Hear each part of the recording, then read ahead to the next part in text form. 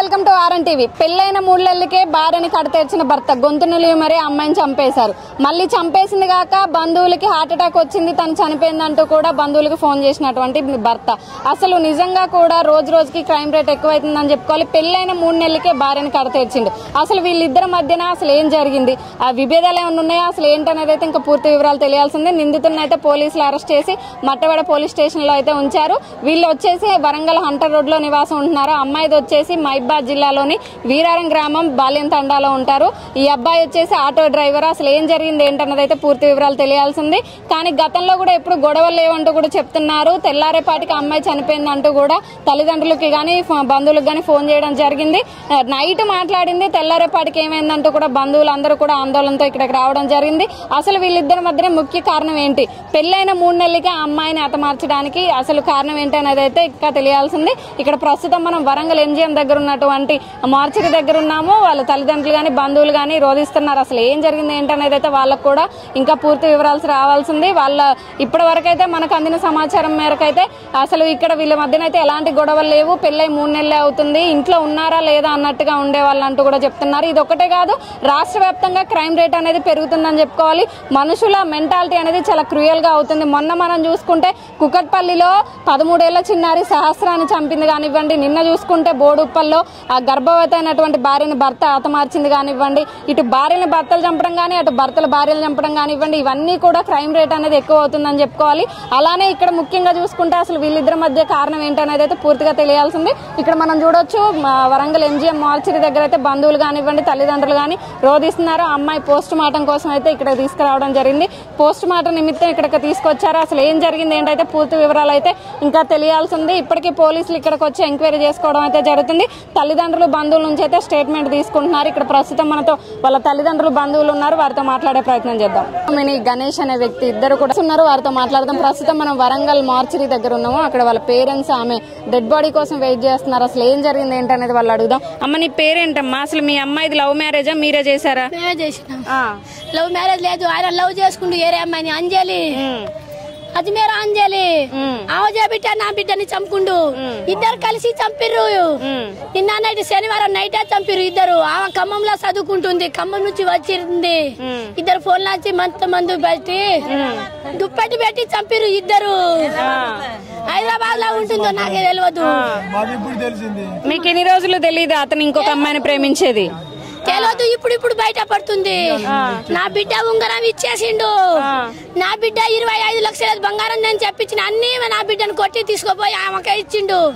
ఏది అని అడిగితే నేను పెట్టినా అని చెప్పిండు, కానీ పెట్టలే, అమ్మాయికే ఇచ్చిండు. మొత్తం అన్ని చదువులకు డబ్బులు ఆయనే పెట్టేది. ఏం చేస్తాడు అసలు మీ అల్లుడు? ఆటో డబ్బు తోలిన డబ్బులు మా బిడ్డకి ఇయ్యాడు. ఆ బుజ్జికే ఇస్తాడు, ఆ పిల్లకే ఇస్తాడు, అంజలికే ఇస్తాడు. అజ్మీర్ అంజలి వచ్చి చంపింది నా బిడ్డ. ఆమె ఇక్కడ రావాలి. అంటే గతంలో ఎప్పుడైనా అమ్మ ఇట్లా మా ఆయన వేరే వాళ్ళతో మాట్లాడుతుంటూ నన్ను ఇబ్బంది పెడుతుండ అని చెప్పిందా మీకు ఎప్పుడైనా? 3 నెలలే అవుతుంది పెళ్లి. 5వ నెల 18 తారీఖు అయింది. నాకేం చెప్పలే, అన్ని దాచుకుంది. నా బిడ్డ బాధ పెట్టిండు కానీ నాకు చెప్పలే. మా అమ్మ మంచిగా ఉండాలని చెప్పింది కానీ నాకు హార్ట్ ప్రాబ్లం అని చెప్పలే. నా బిడ్డ మీకు హార్ట్ ప్రాబ్లం ఉందని మిమ్మల్ని బాధ పెట్టడం ఎందుకు అనుకుంది? నాకు ఎప్పుడు చెప్పలే. ఓ బిడ్డ చెప్పంటే చెప్పలే. ఉంగరం ఇచ్చిండు బిడ్డ, నీకు మొత్తం నోరు కొడుతుండు బిడ్డ అని చెప్పినా కూడా నాకు నమ్మలే. ఆయనకు నమ్మింది, 4 నెలలే నమ్మింది. ఆమె మాయ మాటలు అన్నాడు. అంటే భార్యలు భర్తల్ని కట్టుకున్న భర్తనే నమ్ముతారు కదా, బయట ఎవరిని నమ్మలేం కదా. అది నాకు నమ్మలే. 3 నెలలకే ఆయనకు నమ్మింది నా బిడ్డ. మొత్తం సొమ్ము మొత్తం కట్ట ఇచ్చింది. మీకు చెప్పలేదా ఇచ్చేటప్పుడు?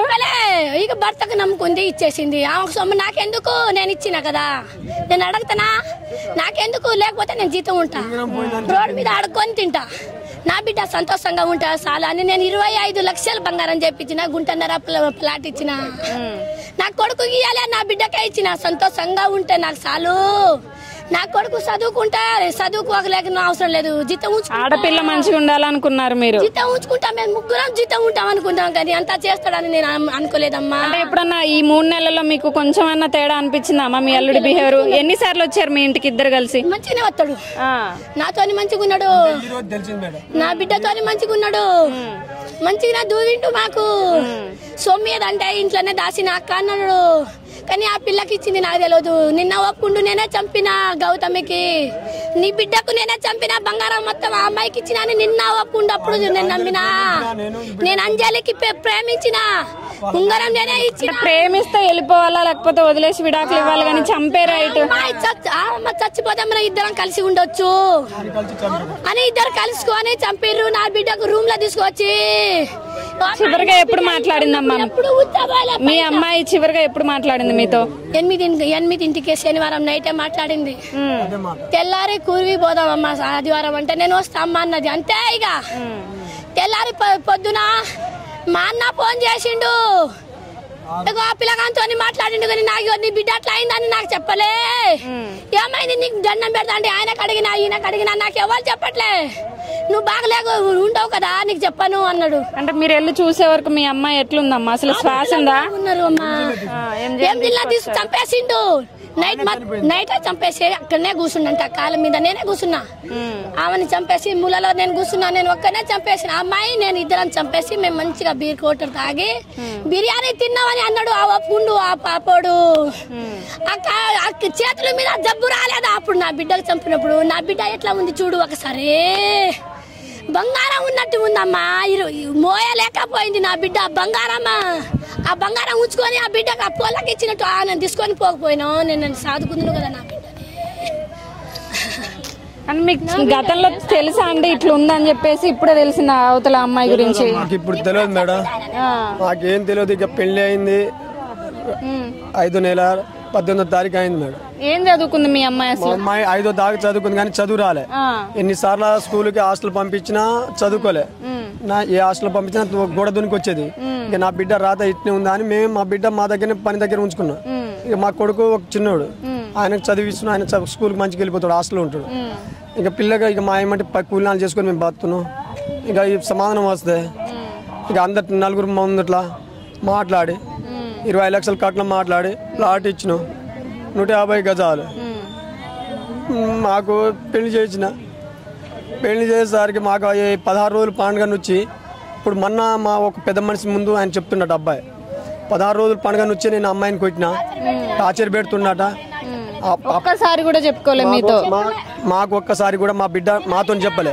అయితే మా ఊరు పెద్ద మనిషితో ఆయన అడగడానికి పోతే నేను ఆ ఏరియా అమ్మాయిని ప్రేమించిన, అంజలి నేను ప్రేమించిన. వాళ్ళ నాయన పేరు వాళ్ళ నాయన అమ్మాయిది ఈ ఊరేనా? అంటే అబ్బాయి వాళ్ళ ఊరు గతం నుంచే ఉందంట వాళ్ళిద్దరికి. ఇప్పుడు చెప్తుండు వాళ్ళ తండ్రి పేరు మంగిలాల. అబ్బాయి ఒప్పుకుండు నేను అమ్మాయిని పెళ్లి చేసుకుంటా.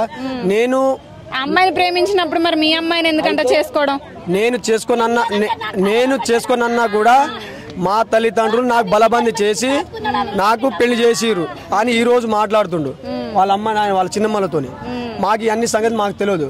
మాకు నలుగురు వచ్చినప్పుడు మంచి కూడి మీకు కూడా ఎప్పుడు అనుమానం రాలేదండి అసలు అబ్బాయి మీద? రాలే. ఇక మంచిగా ఉండు కదా, అంత బాగా నటించాడు మీ దగ్గర అన్ని నటించిండు. ఆదివారం నైట్ పోయిన ఆదివారం మా ఇంటికాడ బతుకమ్మ చేసినాం.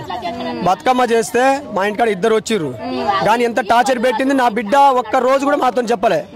ఎందుకంటే వాళ్ళ అమ్మ బాగలేదు కాబట్టి నేను కూలినాడు పని చేస్తా, నేను రోజు పనికి వెళ్ళిపోతా. నేను శనివారం మధ్యాహ్నమే నాకు ఫోన్ చేసింది. ఫోన్ చేస్తే నాని ఆడు ఉన్నావు అంటే నేను మందు కొడుతున్నా అమ్మ అని అంటే అమ్మాయి ఆడు ఉంటా అంటే చేనులో ఉంది అమ్మ ఫోన్ మాట్లాడన్న. ఇక వాళ్ళ అమ్మ తల్లి కొడుకు మాట్లాడుకోరు. అయితే పొద్దున దేవుని దగ్గర పోతాను వాళ్ళు మాట్లాడుకుని నేనేం మాట్లాడలే. అంటే ఆడపిల్లలకి తల్లి కంటే కూడా తండ్రి మీద ఎక్కువ ఇష్టం ఉంటది కదా, కనీసం మీకన్నా చెప్పుకోవాల్సింది. నాతోని ఒక్క మాట కూడా అల్లే మా ఇంట్లో ఎంత పంచాయతీ వచ్చినా కూడా బయట పోయి నా బిడ్డ నలుగులో చెప్పదు. ఒక్కోసారి నేను కోపం కొట్టి నా భార్య కొట్టినా కూడా నా బిడ్డ ఆపడానికి వచ్చి నా భార్య మా బిడ్డ కూడా ఒక చేయించినా కూడా మేము నలుగురిలో సమాచారం మా బిడ్డ బయటకు వెళ్ళావు. ఏది ఉన్నా మా ఇంట్లోనే ఉండేది. అలాంటిది మా బిడ్డ ఇలా ఆడు ఎంత హింసలు పెట్టినా కూడా నా బిడ్డ మాకు చెప్పలే. అంటే వాళ్ళ అమ్మలాగే ఎన్నున్నా మా అమ్మ నాన్నలాగే ఉండాలని అమ్మాయి అనుకుంది. అలా పెరిగింది అమ్మాయి మైండ్ సెట్ అలా ఉంది. వాళ్ళు బయట పడకుండా అలా చేసి కడుపులో పెట్టుకొని నైట్ ఎన్ని గంటలకు నైటే 11-12 గంటలకు చంపేసిండ్రు. చంపి మాకు ఏం ప్రివెన్షన్ ఏం చెప్పలే. ఆడ ఉండే దగ్గర రూమ్ దగ్గర ఎవరు ఫోన్ చేశారు మరి? మీ అమ్మాయి ఇట్లా అయిందని చెప్పి చనిపోయింది అన్నారా లేకపోతే ఏమైందని చెప్పారు? అసలు ఏమని చెప్పారు మీ అమ్మాయి గురించి? ఏం ఫోన్ వచ్చింది మీకు? చెప్పలే మేడం, నాకు ఎప్పుడు చెప్పలే. నాకు పొద్దున 6 గంటలు లేచిన మేము, తెల్లారి గంట 6 గంటలు నేను ఆకిలి ఊడ్చేస్తున్నా. మా భార్య సానుపు చల్లుతుంది, దేవుని దగ్గర పోవాలి కదా, నా బిడ్డ కూడా వస్తా అన్నది కదా, పొద్దుగాలు వెళ్ళిపోవాలి అని మేము మా పని మేము చేసుకున్నాం. అయితే ఫోన్ వచ్చింది 6 గంటలు 6:15 ఆ టైంకి వస్తే ఆ టైంకి మాకు ఎవరు ఫోన్ చేస్తానంటే నేను పనికి పోతా, పంపు కొట్టడానికి పోతా. రైతులు చేస్తారు నాకు, అయితే వాళ్ళే చేస్తారు, నువ్వు ఎత్తాను నేను అంటే ఇవి ఎత్తింది. వీళ్ళు ఎత్తేసరికి మా చెల్లె ఫోన్తో వచ్చింది. మా చెల్లె ఫోన్ వస్తే నా అశోక్ అంటే నాకు ఇచ్చింది. ఏమైంది అక్క అంటే నీతో మాట్లాడడం మధుకి, మీ ఇంటి పక్కల మధుకి అన్నది ఆ అబ్బాయికి. అయితే మాకు ఇన్ఫర్మేషన్ ఏం చెప్పట్లేదు. అయితే ఆ పిల్లగానికి ఇచ్చిన. అయితే వాళ్ళ ఇంట్లో ఒక రోజు మా పంచాయతీ ఉంది, ఆ గొడవ అనుకున్నాం మేము, కానీ అన్నీ తెలియలే. తర్వాత ఆ పిల్లగాడి మాట్లాడుతుండు, మేము మా పని మేమేం చేసుకుంటున్నాం, చేసుకునే సారికే మా పని మేమే. అయితే వాళ్ళమ్మ ఏడుస్తుంది, వాళ్ళమ్మ. అయితే వాళ్ళమ్మ ఏడుస్తా ఉంటే మా మామగిட்ட ఎవరైనా చనిపోయిందా, లేకపోతే వాళ్ళ అత్త గిట్ట చనిపోయిందా? అయితే చనిపోయింది బిడ్డ అనుకోలే మీరు, అసలు ఊహించలే. అయితే వాళ్ళ అమ్మకు తలుపు పెట్టిండు, డోర్ పెట్టిండు, వాళ్ళ అమ్మకు డోర్ పెట్టేసరికి నాకు భయం వచ్చింది. అయితే నా ఫోన్ వాళ్ళ దగ్గర ఉంది కదా, ఏమైంది మధు అని నేను పోయినా, నా ఫోన్ ఆయన నేను మాట్లాడతా ఇదని అంటే ఏమైంది చెప్పురా అంటే నీ బిడ్డ బాగలేదట అప్పుడు చెప్పిండు. అప్పుడు చెప్పేసరికి ఏమైంది సంగతి, నా బిడ్డ ఎప్పుడు చనిపోయి ఏంది సంగతి అంటే అప్పుడే నేను బైక్ తీసిన నా బండి మీద. అయితే నా బిడ్డ అంతా సడన్గా అయితే ఏం కాదు, ఏదో చిన్నపాటి గొడవ ఏదో కావచ్చు అని నేను డబ్బులు 10,000 పెట్టుకున్నా నా జేబులో, ఇంకా బట్టలు వేసుకున్నా. నా భార్యకు సడన్గా చెప్తే బాగుండదు అని ఈ బాటి నీళ్ళు ముంచుకొని బండి ఎక్కేసరికి పెట్రోల్ అయిపోయింది. మా వాళ్ళు పోయి కొట్టించుకోసరికి వీళ్ళంతా ఇక తర్వాత మళ్ళీ ఫోన్ వస్తూనే ఉన్నాయి వాళ్ళకి, నాకు రావట్లే. తర్వాత వాళ్ళందరూ చెప్పేసరికి నా బండి పక్క పెట్టారు, ఇక బులోరా ఎక్కించారు. బులోరా మేము అంత అమ్మాయి ముందు తొర్రు దాకా వచ్చేసరికి అప్పుడు తెలిసింది. అప్పటిదాకా వచ్చే తెలియదు మీ పాప చనిపోయిన తర్వాత ఇక్కడ వేసుకొచ్చింది మేడం, అప్పుడు దాకా మాకు తెలియలేదు. మీరు వచ్చే వరకు ఎంజిఎం లో ఉందా, మార్చరీలో ఉందా, ట్రీట్మెంట్ దగ్గర ఉంది? అప్పుడు బయటనే ఉంది, బల్ల ఉంది కదా, బల్ల మీద ఉండేసరికి నేను కింద పడిపోయినా. ఆయన ఆడనే కూర్చున్నా, పిల్లగాడు కూర్చున్న సరికి మా భార్య కూడా అప్పుడు దాకా ఆయన నమ్మలే.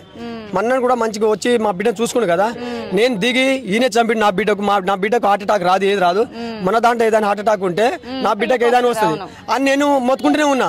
అప్పుడే దిగి నేను కొడదానికి పోతే నేను కొడదానికి పోలే అప్పుడు. అయితే నా బిడ్డను ఒకసారి నేను ముఖాన్ని చూస్తా, నాకు చూపిస్తుకురాను అంటే నాకు తీసుకుపోయి నా బిడ్డను చూసేసరికి ముఖం మొత్తం సొనగారు నూర్సు పెడుతుంది ముక్కుల నుంచి. అయితే ఈ అన్ని వాసి ఉన్నాయి. ఈ చేతులు నేను చూసింది, నేను అన్ని ఇప్పినా నేనే, నా బిడ్డ నా అన్ని ఇప్పేసరికి నా బిడ్డ ఇచ్చేయి అన్ని నలిచిపోయి ఉంది. అందరు చూసి నాకన్నా ముందు చూసిరు, కానీ వీళ్ళు ఏమో ఆగురి అని ట్రీట్మెంట్ ఇది పోస్ట్ మార్టం చెప్పిన దాకా నువ్వేం తొందరపడకని వీళ్ళు అంటారు. కానీ నేను చూసిన తర్వాత ఇవన్నీ వాసిన తర్వాత వీళ్ళు చంపిండు. నేను నాకు ఆడ ఉంచాలి, ఇక నేను బయటకు వచ్చిన ఆడ తమ్ముని దగ్గర ఆయన కూర్చుండు.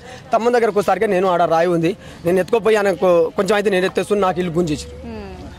కానీ చాలా అల్లారు ముద్దుగా పెంచుకున్నారు. నా ఒకటే బిడ్డ, ఒకటే కొడుకు, రెక్కల మీద మేము భార్య మేము బతికి ఎంత రోగాలు వచ్చినా మా పిల్లగాళ్ళకి మేము వదిలిపెట్టి పోలే. మాకు ఇట్లా నమ్మి ఇట్లా మోసం చేస్తానని చేసుకోలే, మేము ఏ పనికి పంపలే. నా కూతురు నా బిడ్డని మాకేం న్యాయం చేయలే. నిన్న 6 గంటలకు వచ్చిన ఈ రోజు ఇప్పుడు పోలీసులు వచ్చారా మీ దగ్గరికి? పోలీసులు వచ్చారా ఎంక్వైరీకి? ఇక్కడికి రాలే, మేమే పోయినా. మాకు కేసు పెట్టారా? మీరు వెళ్ళి కేసు పెట్టారా? ఎవరెవరి మీద పెట్టారు కేసు? మరి ఎవరు సిఐ సార్ వచ్చిండు, డిఎస్పీ సార్ వచ్చిండు, ఇంకోసారి ఎవరో పెద్ద సారు మన జిల్లా ఆ సార్ కూడా వచ్చేసారు. వాళ్ళు చూసిరు అన్ని, వాళ్ళు పిటిషన్ ఇచ్చేసారు, పిటిషన్ తీసుకోరు. ఆ సార్ కూడా రాత్రి మాట్లాడి నాకు న్యాయం కావాలి, ఆ పిల్లని చేసుకున్న అన్న వ్యక్తి అయితే నా బిడ్డ నా ఇంటికాడ తోలేస్తే నా బిడ్డ నేను బంగారు లేక నేను సాదుకుదును, నా ఒక్కడే కూతురు, నేను ఎవరు చూసి 3 నాకు 22 సంవత్సరాల అమ్మాయి. మా చిన్న వయసులో మేము ఆమెకు చిన్న వయసులో పెళ్లి చేసినాం. ఎందుకని నా బిడ్డ నలుగురు ఎందుకు ఎప్పుడైనా చేసేదాన్ని మేము తల ఎత్తుకొని చేసినాం. నాకు న్యాయం చేయాలి. అందరికీ కృతజ్ఞతలు చెప్తున్నా.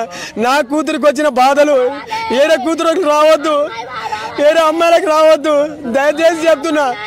ఇలాంటి అబ్బాయిలకు చూసి పెళ్లి చేయండి, మీకు 10,000 శరణం, మీకు దండం పెడతా. ఏ అమ్మాయిలకు రావద్దు. విన్నారు కదా తల్లిదండ్రుల ఆవేదన. ఈ ఒక్క అమ్మాయే కాదు, అసలు పెళ్లి చేయాలంటే తల్లిదండ్రులు భయపడే పరిస్థితిని తీసుకొస్తున్నారు. రోజు రోజుకి అసలు ఎక్కడ ఏం జరుగుతుందా అని ప్రజల్లో కూడా భయాందోళన ఎక్కువ వ్యక్తం అవుతుందని చెప్పుకోవాలి. అసలు తెల్లారి లేస్తే ఎలాంటి వార్తలు వినాల్సి వస్తుందో అంటూ కూడా ప్రజల్లో కూడా చర్చ జరుగుతుంది. అసలు ఈ హత్యకి ముఖ్య కారణం అయితే ఈ భర్త ఎవరైతే ఉన్నాడో గణేష్, అతను వేరే అమ్మాయితో వివాహేతర సంబంధమే ముఖ్య కారణంగా చెప్తున్నారు బంధువులు కానీ తల్లిదండ్రులు కానీ. ఆ అమ్మాయికి పెట్టినటువంటి బంగారం కానివ్వండి, డబ్బులు కానివ్వండి అన్ని తీసుకెళ్లి ఆమెకి ఇచ్చేశారు. అవతల అమ్మాయి ఎవరైతే ఉందో తనకి ఇచ్చేసి తన బిడ్డని టార్చర్ పెడుతున్నాడు. కానీ ఆ అమ్మాయి ఏ రోజు కూడా మాతో చెప్పుకోలేదు. 3 నెలలు 4 నెలలు ఇలా పూర్తవుతున్నప్పటికి కూడా తనకి కనీసం తల్లిదండ్రులకు కానీ బంధువులకు కానీ ఎవరికీ చెప్పుకోలేదు.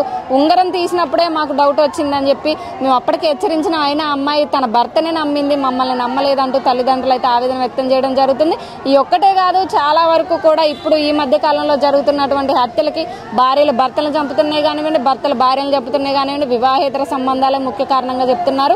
ముఖ్యంగా వీళ్ళిద్దరి మధ్య అయితే ఈ వివాహేతర సంబంధం ఏదైతే ఉందో భర్త వేరే అమ్మాయిని పెళ్లికి ముందు నుంచే ప్రేమిస్తున్నాడు.